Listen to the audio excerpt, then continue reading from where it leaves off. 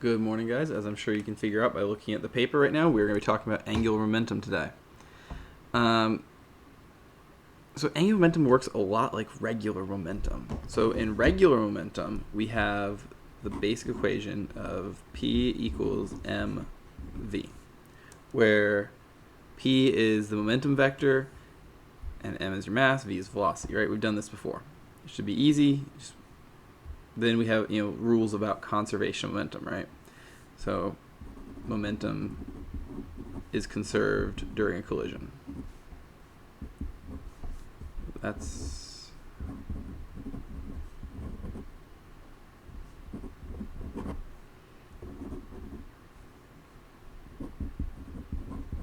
write down this linear momentum so no one gets confused.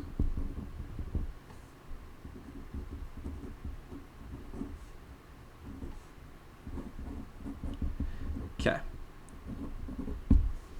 The only way you're not going to conserve momentum is if you have something like a non-conservative force like friction or something like that. But for the most part, we're conserving momentum. It's going to be, it is what it is. So then there's different types of collisions, right? There's two different types. You have, let's write this down.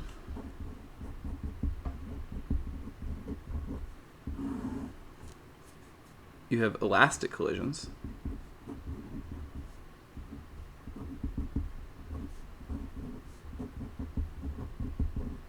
And what's the difference between, what is special about an elastic collision?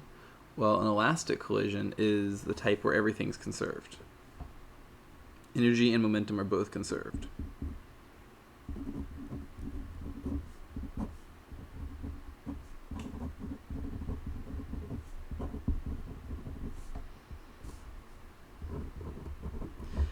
And what's the other type of collision? Well, if one's elastic, the other would be not elastic, right? So we're going to call that inelastic.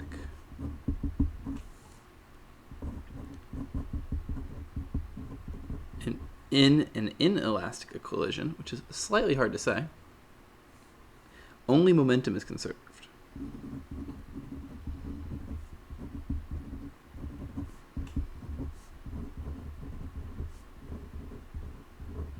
And energy is not.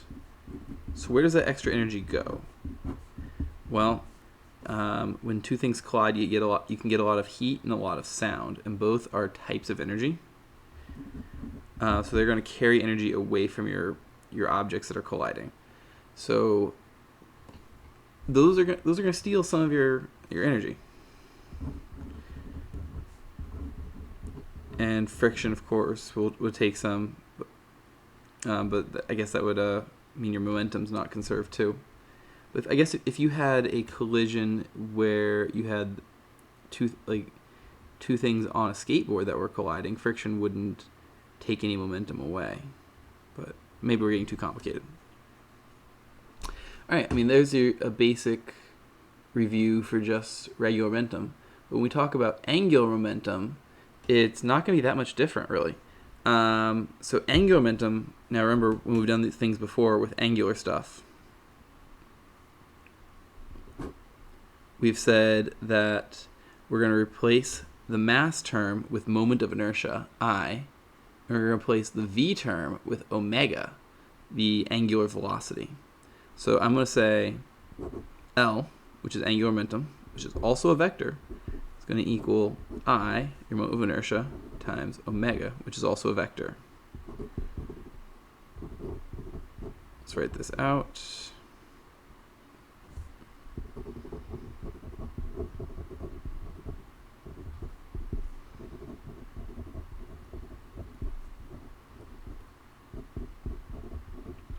Moment of inertia times angular velocity, or angular speed.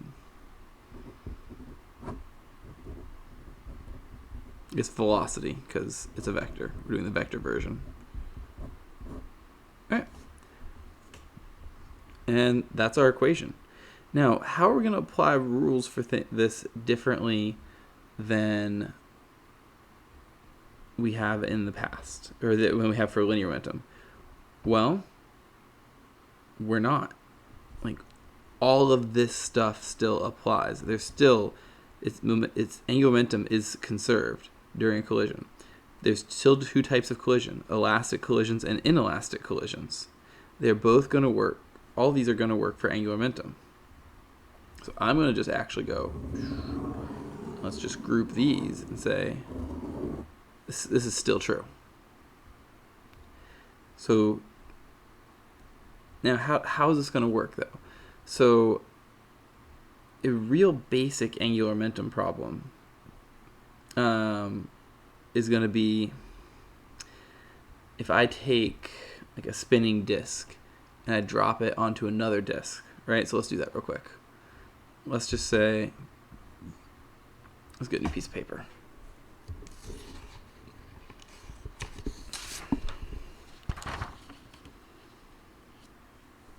Yeah. All right, maybe I'll pause the video next time I'm going to do that. Okay.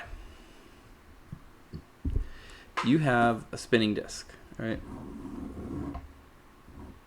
So there's a disk, and it is spinning about that axis. And we'll say it's got, we'll say there's two identical disks. So then you're going to drop it onto another identical disk. Right? They don't look identical, but that's because I'm bad at drawing. So let's give this, say, this guy's got moment of inertia of the disk, so 1/2 mr squared, radius r, mass m, and angular speed omega. So his moment of inertia is going to be I omega. And if I want to put all the numbers in, I can, but honestly I don't really want to. So I want to know, once I drop them, right, it's going to give me a new situation where I now have a disk on top of another disk. I guess let's make these guys 3D a little bit over here so you can kind of see what I'm looking at. There we go. On top of another disk. And they're going to be spinning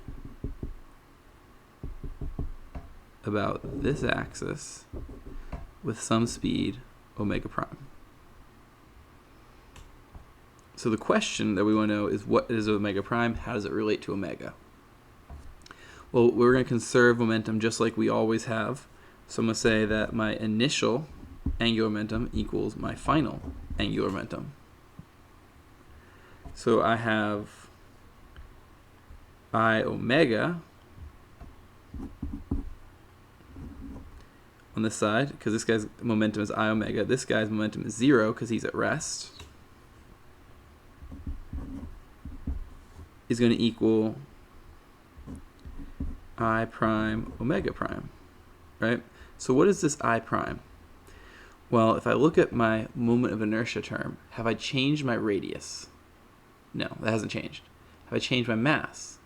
Yes, I've doubled it because now there's two of them.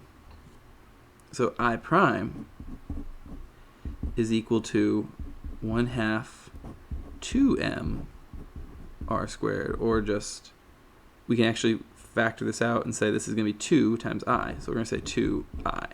Now I want to do 2I because that's going to let me cancel things out easy. I mean, I could have put all the numbers in, but eh. So then I can come down here and say I omega is equal to 2I omega prime. So now I can cancel the I, and we want omega prime by itself. So I'm going to say omega prime is equal to omega over 2. And that is my answer. That is how fast they'll be going when I drop them. So that's the very basics of how to do conservation of angular momentum. But it's the same stuff, really. It's all the same concepts here so far as regular momentum. We're going to get to some more in a minute, in the next video probably. But I just wanted to give you this real brief review on linear momentum and real basic touch on angular momentum. Anyways, hope you guys are having a good day, and hope you guys are staying safe out there and trying to avoid people as much as you can, because all this coronavirus stuff is scary. See you later.